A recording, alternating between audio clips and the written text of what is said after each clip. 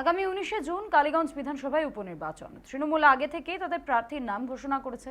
উপনির্বাচনে তৃণমূল প্রার্থী হচ্ছেন আলিফা আহমেদ। কংগ্রেসের হয়ে উপনির্বাচনে প্রতিদ্বন্দ্বিতা করছেন কবির উদ্দিন শেখ, আর বিজেপির হয়ে উপনির্বাচনে অবতীর্ণ হচ্ছেন আশিস ঘোষ।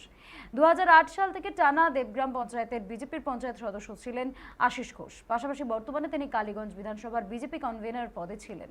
দেবগ্রাম গ্রাম পঞ্চায়েতে তৃণমূলের দখলে থাকলেও টানা 4 বার বিজেপির হয়ে পঞ্চায়েত নির্বাচনে জয়ী হয়েছেন, আর সেই কারণেই তার উপরেই ভরসা রেখেছে দল বলে মনে করছেন রাজনীতিবিদরা। আগামী সোমবার মনোনয়নপত্র জমা দেবেন তিনি। প্রার্থীর নাম ঘোষণা দেরি হলেও প্রচারে ঘাটতেই তিনি মিটিয়ে নেবেন বলে জানিয়েছেন আশিস ঘোষ।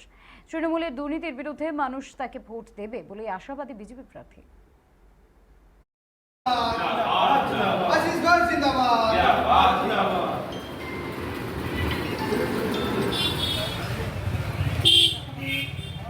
জয়ের ব্যাপারে কতটা আশাবাদী?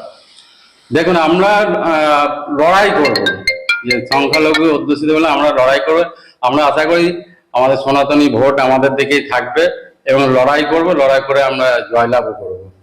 দেখুন, তৃণমূল যে একটা এত দুর্নীতি, এরপরেও যদি তৃণমূলকে ভোট দেয়, মানুষ ভোট দেবে না। আশা করি তৃণমূলকে এত দুর্নীতি পরে ভোট দেবে না এবং ভোটটা একটা ডিভাইডেশন হবে, সেখান থেকে আমি জয়ের আশা করছি এবং জয় পাবো। কেন্দ্রীয় আমাদের নরেন্দ্র মোদীজি যেসব যোজনা, এই যোজনাগুলো আমাদের রাজ্য সরকার এরা কিন্তু চালু করছে না, লোকে সেই সুফলটা পাচ্ছে না।